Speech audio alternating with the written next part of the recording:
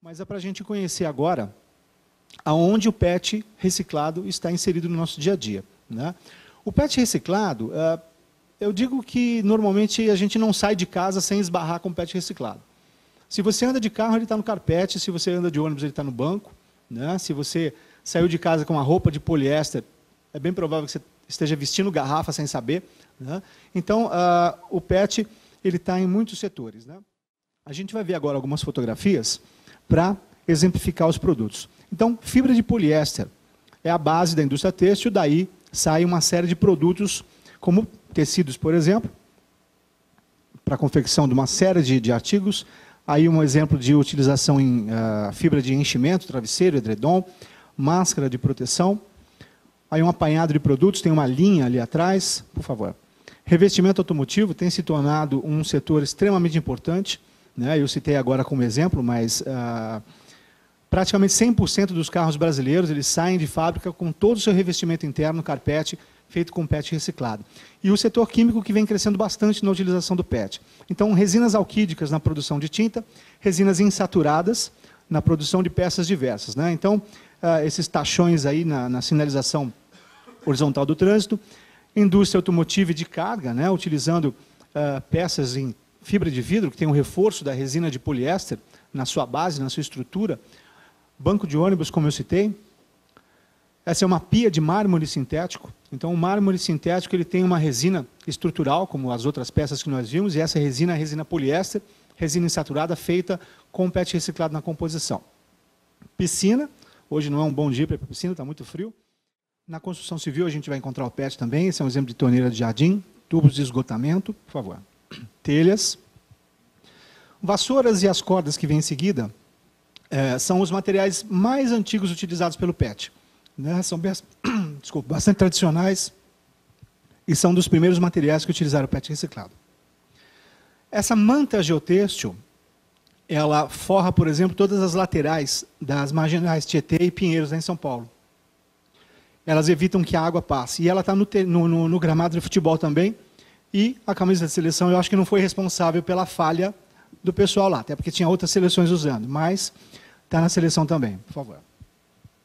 Algumas embalagens feitas com PET reciclado e material de alta tecnologia, que, através de injeção de plástico, são peças técnicas, vem utilizando também o PET reciclado na sua composição. Então, a ideia de mostrar esse monte de coisas para vocês é justamente dizer que o PET reciclado ele está no nosso dia a dia, mas mais importante que isso, né, é o trabalho da indústria de criar toda essa demanda pelo material reciclado, que faz com que a reciclagem de PET no Brasil seja um sucesso, né? Um material é um plástico, né? Normalmente criticado por uma série de coisas que a gente enxerga, o PET boiando, o PET nos lugares errados. No mercado de sucata, às vezes criticado por um preço relativamente baixo, embora o PET seja o plástico que melhor paga, né, melhor remunera o catador. E quando a gente fala em legislação, aí a coisa começa a ficar um pouco mais complicada, porque há muito tempo as embalagens, de modo geral, vêm sendo alvo de legisladores, e as embalagens de PET, de forma particular, bastante atacadas em diversas frentes, né?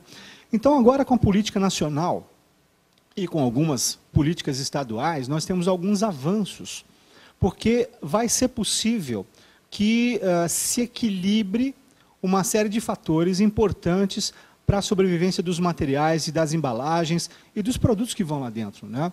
A gente não pode esquecer que a gente fala de embalagem o tempo todo, né? Indústria de embalagem, indústria de bebida que precisa da embalagem, mas a gente não pode esquecer que quem usa o produto é o consumidor, é o cara que vai lá na gôndola, paga por aquilo e faz com que todos nós estejamos sobrevivendo lá na indústria a partir desse consumo. Então, essas leis que vêm surgindo, elas deveriam olhar para o consumidor, um pouco para o mercado, saber como é que tudo isso funciona. Raramente isso acontece. É possível que com a política nacional, através da responsabilidade compartilhada, que é um conceito muito importante, possamos ter algum avanço nesse sentido. Mas, de modo geral, né, as leis e a perseguição a certos materiais e certas embalagens, eles não trazem bons resultados, né? Aqui em Curitiba nós tivemos ações, né, ação civil pública contra determinados materiais. Rio de Janeiro tem uma lei que proíbe o PET para acondicionamento de bebidas alcoólicas. Não faz muito sentido, né? Não faz muito sentido. Por que proibir um determinado material para um determinado produto, para acondicionar um determinado produto? Não faz o menor sentido. E a restrição, né? a restrição aos plásticos em São Paulo. Então, a Prefeitura de São Paulo tem uma lei que obriga cada empresa a sair coletando as suas embalagens plásticas. Não é só PET, não, é todo tipo de plástico para vários produtos, né? Faz algum sentido isso? A gente argumenta com a Prefeitura, olha, você tem um sistema de coleta que não funciona muito bem, né?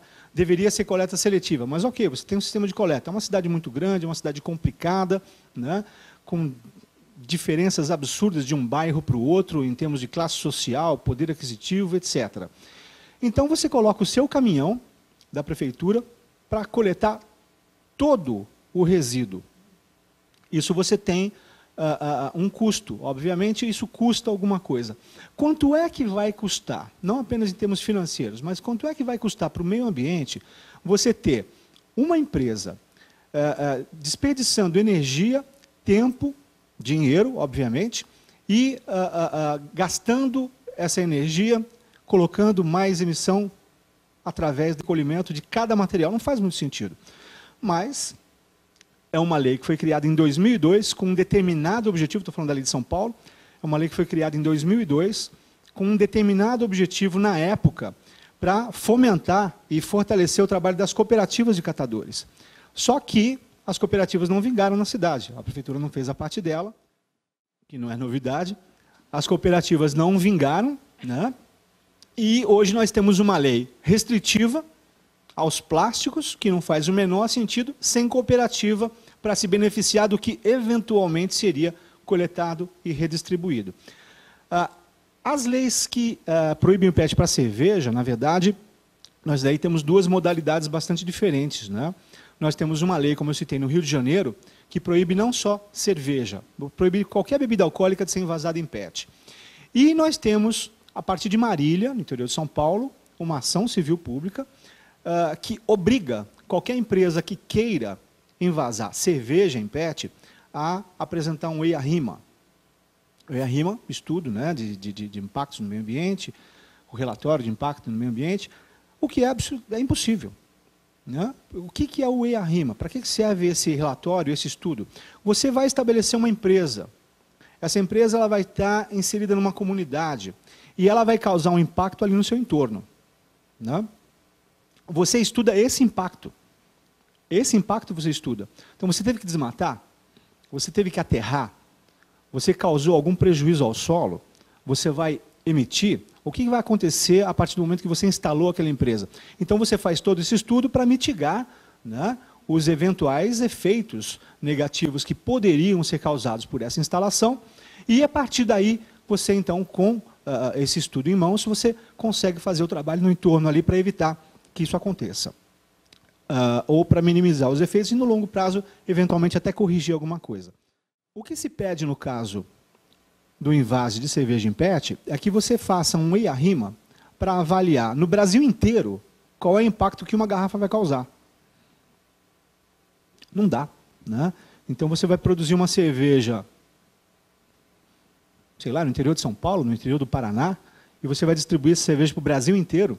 Imagina Blumenau, né, no Oktoberfest, distribuindo cerveja em PET, a partir dali para o Brasil inteiro depois, a partir de uma marca ligada. Como é que esse pessoal vai saber, como é que esse pessoal, não é questão de saber, como é que esse estudo vai ser realizado para determinar que essa garrafa saiu de Blumenau, foi até o Nordeste, lá ela foi consumida e descartada. Ela foi descartada da maneira correta? Se ela não foi descartada da maneira correta, por que isso aconteceu? O consumidor não teve informação?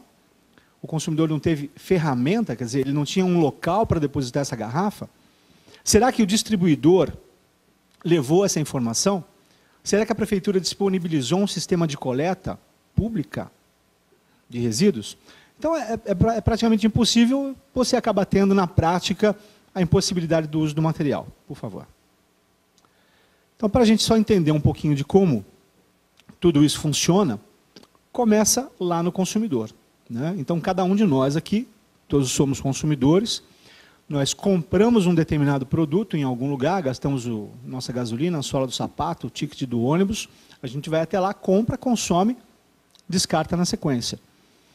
Deveria caber ao consumidor parcela da responsabilidade, é isso que a política nacional pretende fazer que aconteça, né? Então, parte da responsabilidade está na mão do consumidor a partir do momento que ele faça o descarte adequado, correto, mas ele precisa de informação e ferramenta para isso.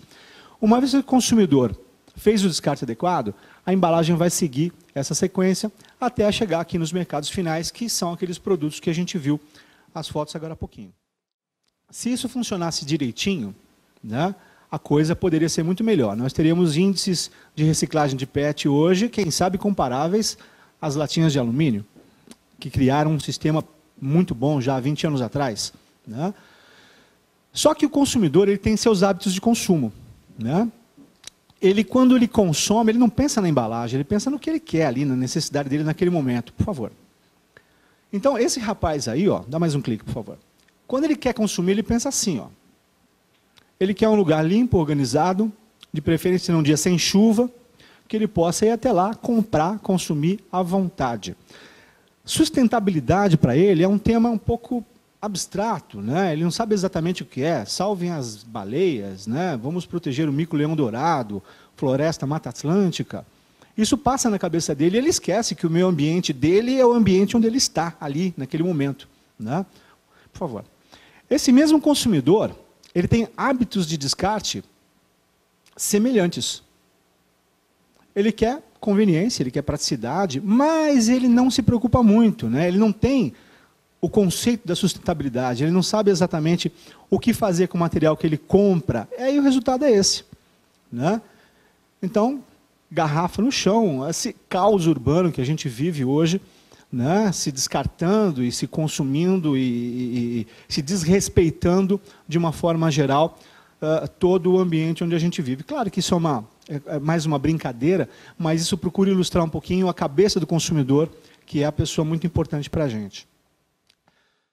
E aí, para finalizar, então, né, a responsabilidade compartilhada ela é muito importante. A política nacional, quem sabe, ela possa colaborar para que cada um, isso é uma representação mais sucinta do gráfico anterior, né? Então, nós teremos a sociedade civil, o poder público e o setor privado trabalhando cada um no seu quintal, fazendo a sua parte. O setor privado, então, garantindo destinação adequada aos produtos, é o que a indústria de embalagem de PET vem fazendo nos últimos anos, através da demanda, criação daquelas demandas que a gente viu agora há pouco, para os materiais, e assim a gente consegue fazer uma embalagem que, ao mesmo tempo que beneficia a indústria de bebidas, através das facilidades que ela trouxe no envase, no transporte, na facilidade de distribuição, com todos os benefícios para o consumidor, que consegue produtos mais em conta. Quer dizer, a embalagem de PET, ela de fato, é um dos produtos mais democráticos que surgiram nos últimos anos, porque ela permite a setores que antigamente eram absolutamente dominados por monopólios ou oligopólios, como foram citados aqui, né, para que o setor possa se desenvolver, outras empresas possam se desenvolver, envasar os seus produtos e fazer uma distribuição na medida de suas capacidades. Naturalmente, dentro de uma concorrência leal, justa e, evidentemente, beneficiando o Brasil como um todo. Obrigado, era esse o recado que eu queria passar para vocês e desculpa se eu falhei aqui um pouquinho de vez em quando. Obrigado.